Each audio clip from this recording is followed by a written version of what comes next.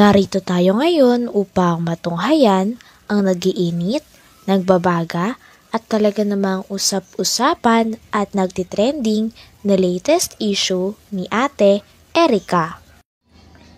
Sa pagpapatuloy ng ating istorya ay narito nga muli si Kalingap Val upang pag-usapan at upang maresolba ang problema ni Ate Erica sa pagitan ng kanyang lolo at ng mga pamilya na naiwan nila pagkatapos nilang magkaroon ng bahay at pera ng kanyang kapatid na si Sheila May.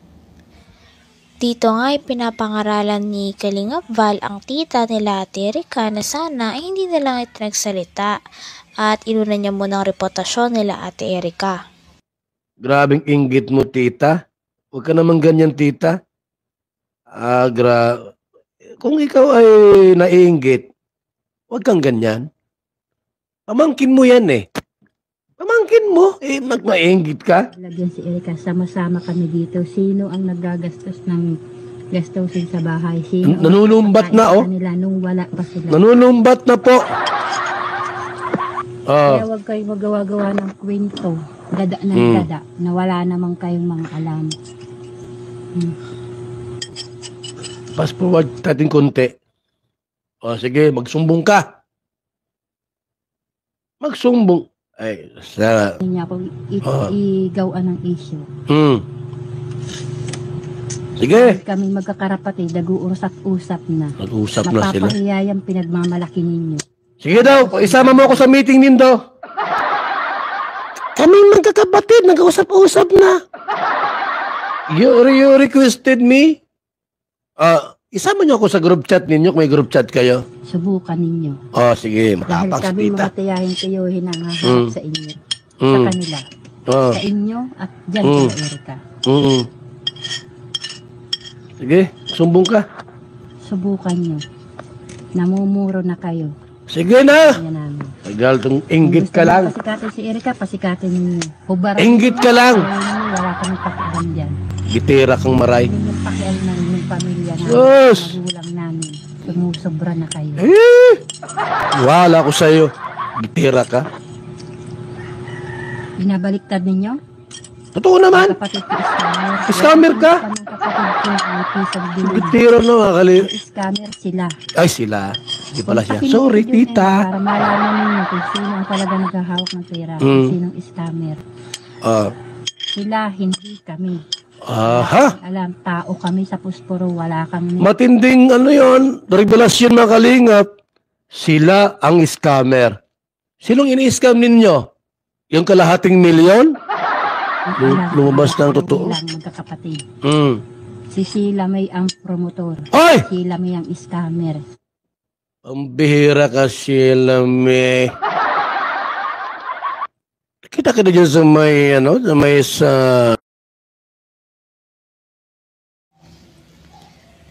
Dito naman ay sinabi ni Kalingap Val na buti na lamang ay nakaalis si Kalingap Edo kay Ate Erica sapagkat kung nanatili ito ay for sure pagsisisihan din daw ni Kalingap Edo na nakipag-love team siya kay Ate Erica dahil talagang hindi naman ito tunay na maganda at sumasama nga daw talaga ang ugali nito. Tunay. Mabuti nga ulit hindi siya napunta kay Erica si Edo. Erica. Tapos kawawa si Edo pag napunta si Edo kay Erica. Kasi mag-aano siya eh. Sabi ko, anong ganda ito? Plastic na ganda ito. Payat pa. May itsura. Pero si Biancy mga Kalingap, malaman na maganda pa. Kung nagkataon po na sila ni Edo, ni Erica Edrica, kawawa po si Edo. Kasi yung kanyang kapartner, si Erica, hindi maganda po. Hindi maganda. May itsura po. Ibang maganda, ibang may itsura. Ang may itsura po si Biancy.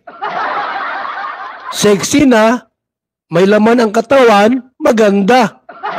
Si Erica po mga Kalingap, maliit payat na maliit pa. Hindi man maganda si Erica po. Yung itsura niya, mukha niya, ang liit-liit ang mukha. Nainggit itong si tita ay.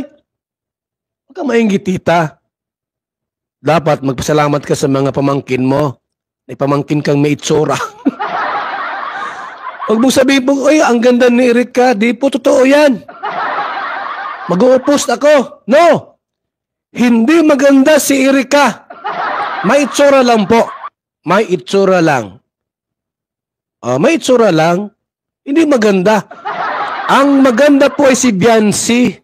Kaganda ni Biancy. Pag maglakaw po, magpasyon siya kaya yung lubot, may lubot si Erika. Ay lubot. Si Biancy na ay lubot. Guwapa ni Biancy, oy. Kaya tama yung, Edo and Biancy. Pabor ako doon.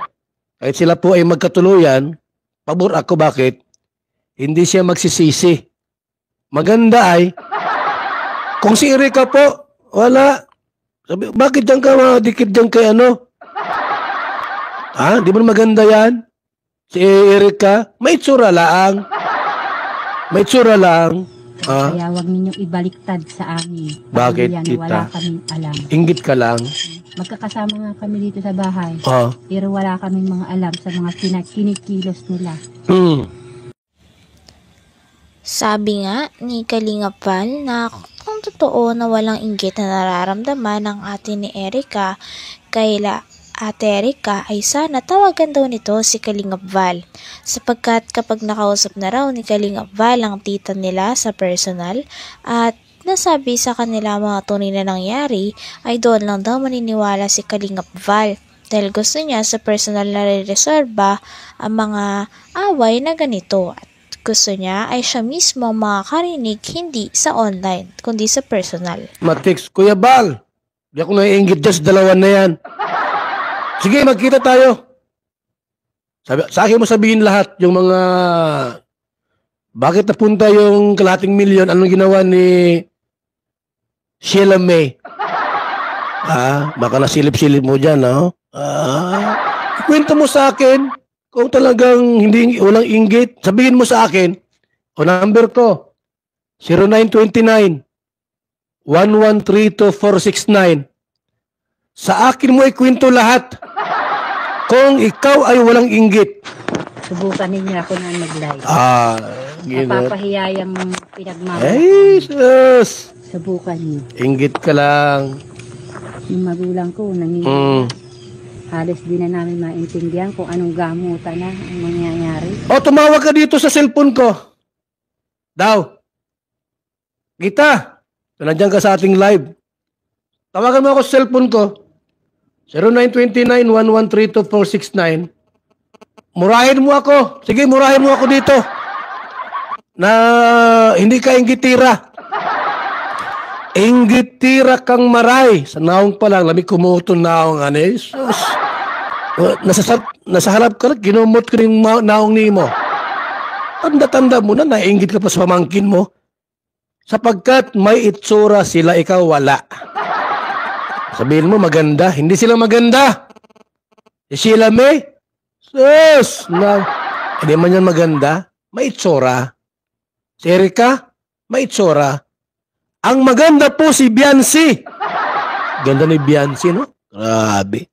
Sexy na, malaman pa, maganda pa.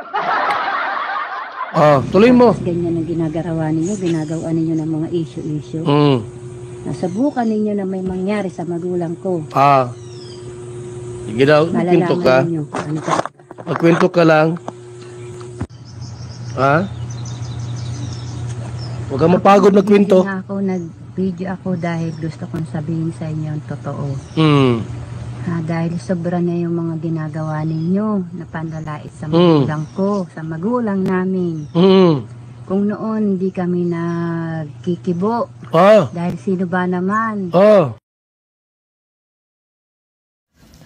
Hanggang dito na lamang muna ang ating nag-iinit, nagbabaga, pinag-uusapan at talaga ng mga nagtitrending na latest issue ni Ate Erika. Maraming salamat sa inyong panunood. Hanggang sa muli. Bye!